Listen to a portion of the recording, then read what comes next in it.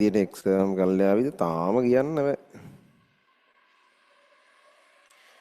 මං අර පන්ති වලද කිව්වේ ඉතින් කොහොමත් ඒ වගේ නිවුස් එකක් එනවා නම් එන්නේ විභාගෙට මාසයක් එකමාරක් තියලා තමයි.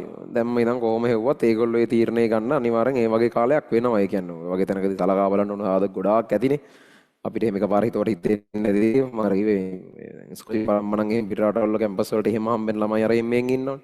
ඒගොල්ලන්ට එහෙමත් හදිස්සියවත් මේ පැත්තෙන් පහුනොත් අර කැම්පස් වල ඉන්ටේක් එහෙම කලින් ගන්නවා.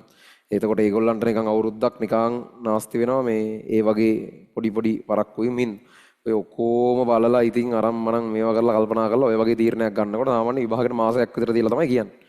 එතකොට ඉතින් දැන් පහුගිය අවුරුදු වල දිගටම එන්නේ දැන් ළමයි මේ වගේ කාලෙදී හිත හදා ගන්නවා වැඩක් නෑ දැන් මාස 4යි මාස 4මාරයි තියෙන්නේ. හරියටම බැලුවොත් මාස 5කට දවස් 10ක් විතර අඩුවෙන් වගේනේ තියෙන්නේ. මේ එච්චරයි තියෙන්නේ දැන් ඉතින් මේක කරන්න බෑ වගේ කියලා අතෑර ගන්නවා. ඒ කියන්නේ දැන් දැනටම F3ක ඉන්න ළමයෙක් හිතමුකෝ අපි සබ්ජෙක්ට් තුනම ෆේල් මට්ටමේ ඉන්න ළමයි. මම පහුගිය දවස්වල පන්ති වලත් කිව්වා සාමාන්‍යයෙන් තුනේම ෆේල් මට්ටමේ ඉන්න ළමයෙකුට දැන් වැඩ කරලා ඇත්තටම ඒ තුනකට යනවා කියන එක ටිකක් කරන්න අමාරු වැඩක් තමයි.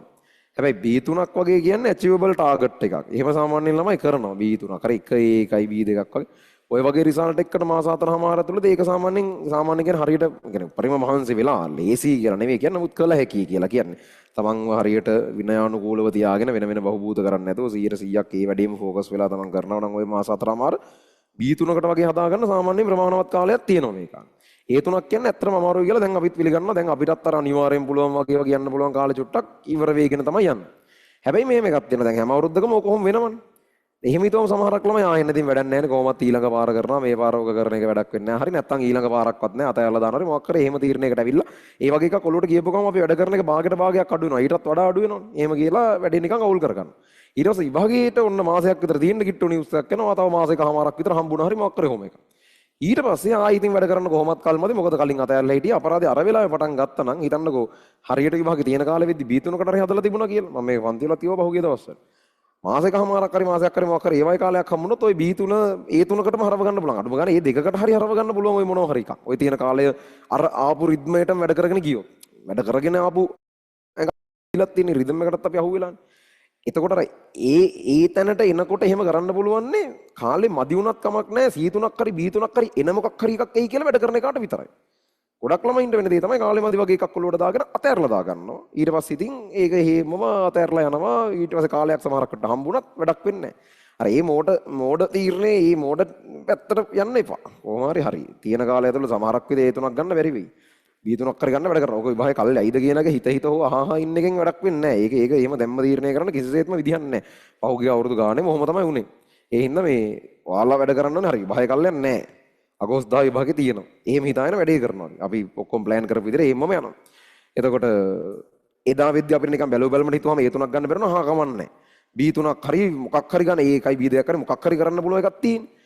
වෙන දෙයක් වෙච්චාවේ ඒකට හා කමන්නේ මෙඩිසින් ඉංජිනේරියන්ට සමහරක් විට ඒක මදි වෙයි වගේ හිතේ හා කමන්නේ ඒකට වැඩ කරනවා මම උපරිමයට. මොකද යම් ලොකු chance එකක් ඇත්තටම අර පැත්තට දැන් තියෙනවා. කල්යමටත් සැලකියුතු මට්ටමේ කලින්ට වඩා වැඩි සම්භාව්‍යතාවයක් තියෙනවා. එතකොට මේ ඒකෙන් හැබැයි වැඩක් ගන්න පුළුවන් වෙන්නේ කල්යන් නැති වෙයි කියලා හිතලා වැඩ කරන එකට විතරයි. එහෙම එකක් මේක තියෙන්නේ. හරි. මොකද අර ප්‍රශ්නේ කොච්චර ඕගොල්ලෝ දැන් ඔහොම අහා හිටියත් මේකෙන් තේරුමක් වෙන්නේ නැහැ නේද? දැන් ඕගොල්ලෝ අර ඒ වගේ නිකන් හැංගීම් වලින් වැඩ කරන්නේ නතර කරලා හරියට රැෂනලි බුද්ධිමත් විදිහට වැඩ කරන්න පටන් ගන්න ඕනේ. එතකොට හරි කල් යන්න ඉඩක් තියෙනවා.